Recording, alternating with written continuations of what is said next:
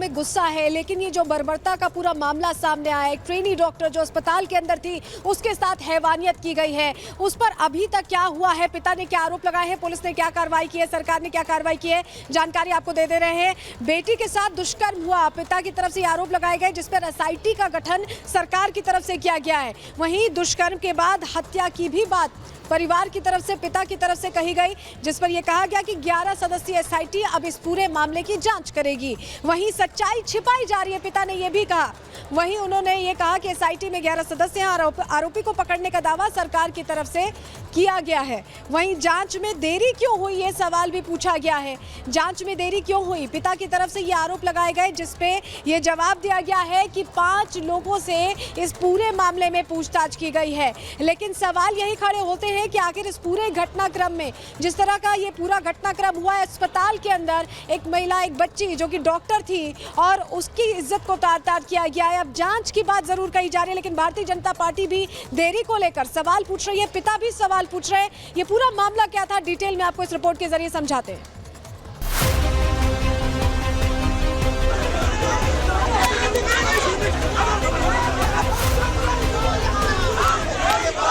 को रेप करके खून किया गया है। हम लोग सीबीआई चाहते हैं।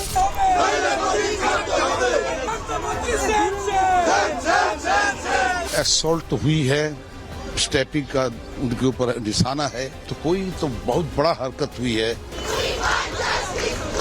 माँ, माटी और मानुष, ये वो 3 शब्द हैं जिनके इर्द गिर्द पश्चिम बंगाल की मुख्यमंत्री ममता बनर्जी की राजनीति घूमती है, या फिर यूं कहें कि वो इन्हीं 3 शब्दों की राजनीति करती है। लेकिन उनके राज में न माटी की रक्षा हो पा रही है और न मानुष की। अब ऐसा क्यों, वो भी समझना जरूरी है। पश्चिम बंगाल की राजधानी कोलकाता इस वक्त उबल रहा है, कारण महिला डॉक्टर की संदिग्ध परिस्थितियों में मौत। मामला आरजीकर अस्पताल का है, जहां सेमिनार हॉल में अर्धनग्न अवस्था में शव बरामद किया गया। दोनों आंखों और मुंह से खून बह रहा था। चेहरे और नाखून पर चोट के निशान थे। उसके पेट, बाएं पैर, गर्दन, दाएं हाथ और होठों पर भी चोट के निशान मिले थे। महिला डॉक्टर की मौत के बाद परिवार रेप और हत्या की आशंका जता रहा है, तो वहीं छात्रों में उबाल है। अस्पताल में काम बंद कर छात्रों ने कैंडल लाइट मार्च भी निकाला, न्याय की मांग करते हुए प्रदर्शन किया।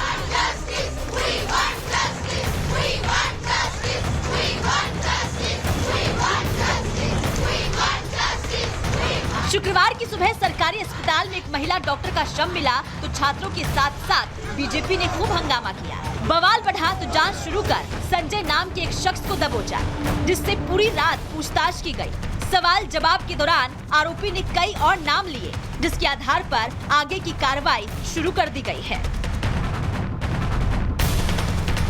इस पर भी मामला शांत नहीं हुआ तो ममता सरकार ने विशेष जांच दल का गठन किया, जिसमें 11 लोगों को समिति का सदस्य बनाया गया, जिस पर बीजेपी ने सवाल उठाया।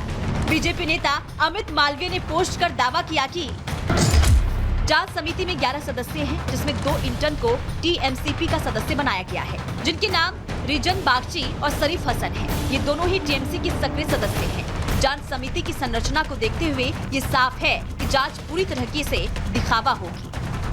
घटना के बाद पश्चिम बंगाल में भारतीय जनता पार्टी ने विरोध प्रदर्शन किया और ममता सरकार पर अपराध छिपाने का आरोप लगाया और सीबीआई जांच की मांग की गई। तो वहीं टीएमसी नेता ने भी मौत को हत्या माना और विसरा जांच से सारा सच सामने आने का दावा किया।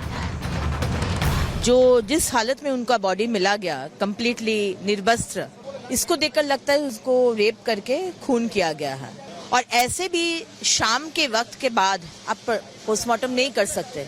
हम लोग सीबीआई चाहते हैं। बात सच्चा है कि उनको मर्डर किया गया, बात ये भी सच्चा है कि निर्मम मर्डर है, लेकिन किस लिए है, अभी इसके लिए विशरा हो गया है। असॉल्ट हुई है, स्टैपिंग का उनके ऊपर निशाना है, तो कोई तो बहुत बड़ा हरकत हुई है।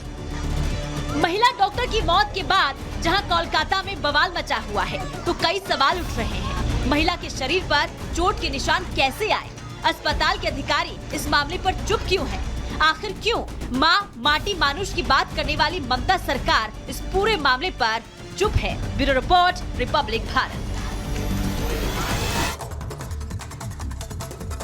और इस पर ज्यादा जानकारी के लिए भास्कर हमारे साथ जुड़ गए हैं। भास्कर, एक गंभीर मामला निकलकर सामने आ रहा है और वो तस्वीरें भी आप दिखा रहे थे जहां छात्र विरोध प्रदर्शन कर रहे हैं और नाराजगी व्यक्त कर रहे हैं।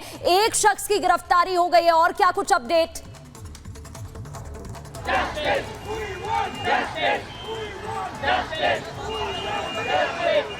बिल्कुल, देखिए इधर जितने सारे डॉक्टर्स है, जितने सारे नर्सिंग स्टाफ है, सब मिलकर एक ही बात कह रहे हैं कि इन लोगों को इंसाफ चाहिए।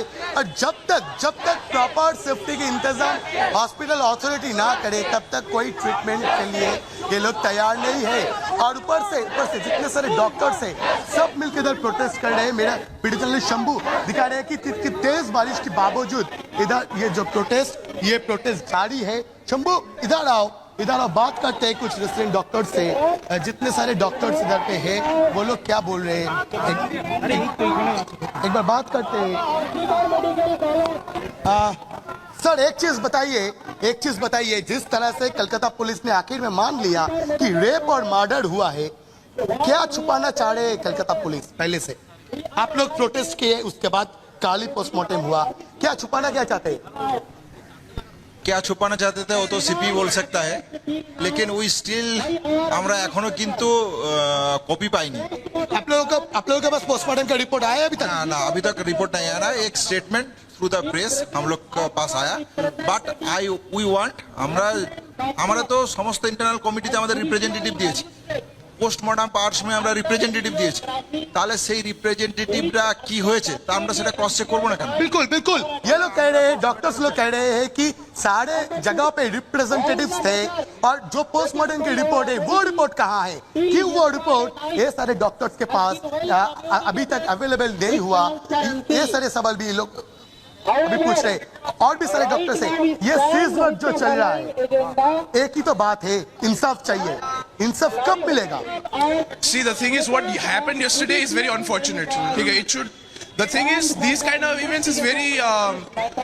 The level of criminality, the thing that happened yesterday is very brutal, and we need to ensure that no such thing happens further. For that, बिल्कुल सब डॉक्टर्स मिलके, सब नर्सिंग स्टाफ मिलके बस एक ही सवाल पूछ रहे हैं कि सेफ्टी और सिक्योरिटी कहाँ पे है? अगर हॉस्पिटल के अंदर इस तरह से रेप और मर्डर हो सकते हैं, फिर मैं दिखाना चाहूंगा कि एक जो ये पोस्टर लेके आरजीकर मेडिकल कॉलेज और हॉस्पिटल के जितने सारे डॉक्टर्स है, जितने सारे नर्सिंग स्टाफ से सब मिलकर यहाँ पे प्रोटेस्ट कर रहे हैं और सब बोल रहे हैं कि जब तक कोई सेफ्टी के इंतजाम ना हो अथॉरिटी की तरफ से तब तक कोई ट्रीटमेंट नहीं, सीज वर्क चलेगा। और इमरजेंसी के लिए जो ट्रीटमेंट के इंतजाम, उसके बारे में हॉस्पिटल अथॉरिटी वो कोशिश कर रहे हैं कि फैकल्टियों को लेकर इमरजेंसी की ट्रीटमेंट चालू रहे। पर ये लगातार प्रोटेस्ट चल रहा है, दिन भर प्रोटेस्ट चल रहा है। तेज बारिश के बावजूद इधर प्रोटेस्ट कर रहे हैं सारे डॉक्टर्स, नर्सिंग स्टाफ और जितने सारे स्टूडेंट्स हैं, सब एकजुट होके बस 2-3 सवाल पूछ ठीक है रहे हैं। भास्कर, बहुत शुक्रिया तमाम जानकारी देने के लिए। देखिए, छात्रों में जबरदस्त तरीके से गुस्सा देखने को मिल रहा है, लेकिन देखना यही होगा कि आगे इस पूरे मामले को लेकर क्या कार्रवाई देखने को मिलती है। बहरहाल खबरों में आगे बढ़ते हैं। अब बात कर लेते हैं ISIS आतंकी रिजवान अली की, जिसकी गिरफ्तारी तो हो चुकी है। अब लगातार आतंकी रिजवान से पूछताछ भी हो रही है। उस पूछताछ में कई बड़े और अहम खुलासे हुए हैं, जिसमें खुलासा यह भी हुआ है कि आतंकी की तरफ से दिल्ली को दहलाने की साजिश भी रची गई थी। कैसे खुलासा हुआ और किस तरीके से इस पूरी वारदात को आतंकी को गिरफ्तार किया गया है, इस रिपोर्ट के जरिए आपको दिखाते हैं।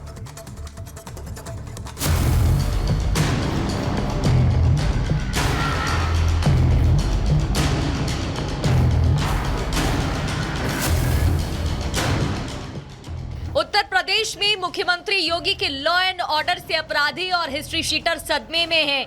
योगी सरकार की जीरो टॉलरेंस नीति ने बदमाशों के नाक में दम कर रखा है। जिस तरह से यूपी में अपराध और अपराधियों का हिसाब हो रहा है, उससे बदमाशों के अंदर ऐसा खौफ भर गया है कि वो खुद ब खुद सरेंडर कर रही हैं। यूपी के हरदोई से एक ऐसा ही मामला सामने आया है। वहां एक नहीं, दो नहीं, बल्कि 71 हिस्ट्री शीटर बदमाशों ने पुलिस के सामने खुद को सरेंडर कर दिया। सारे बदमाश हाथ में तख्ती लेकर थाने पहुंचे। पुलिस अधीक्षक हरदोई के निर्देशन में 71 हिस्ट्री शीटर अपराधियों को थाने बुलाया गया। इसके बाद हिस्ट्री शीटर को अपराध से दूर रहने और भविष्य में अपराध न करने की हिदायत दी गई।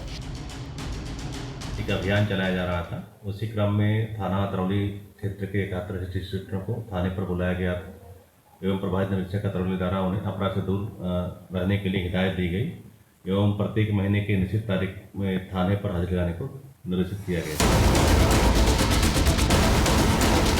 ये पहला मामला नहीं है जब बदमाशों ने पुलिस के सामने सरेंडर किया हो। इससे पहले भी ऐसे कई मामले सामने आए हैं जब सीएम योगी की पुलिस से खौफ खाकर बदमाशों ने सरेंडर किया था। यूपी के हरदोई से ही ऐसा मामला सामने आया था जब 74 हिस्ट्री शीटर ने थाने में जाकर आत्मसमर्पण किया था। यही नहीं, हिस्ट्री शीटरों ने आगे कोई अपराध न करने की शपथ भी ली थी। सीएम योगी को उत्तर प्रदेश की कमान संभालते 7 साल हो गए हैं।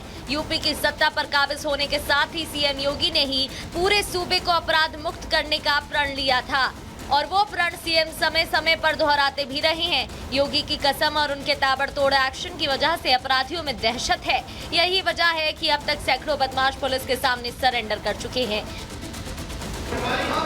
ये सद्भावना वाले लोग हैं, यानी सद्भावना, अब इनके लिए सद्भावना ट्रेन चलाएंगे, इनके लिए बुलेट ट्रेन चलेगी, चिंता मत करो।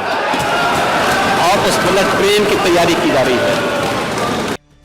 योगी ने जो कहा वो किया। बड़े से बड़े माफिया को जेल भेजा तो शार्प शूटरों का हिसाब हुआ। जीरो टॉलरेंस नीति ऐसी कि योगी सरकार के सख्त एक्शन के आगे एक एक कर अपराधी घुटनों पर आ गए हैं। Bureau report, Republic Bharat.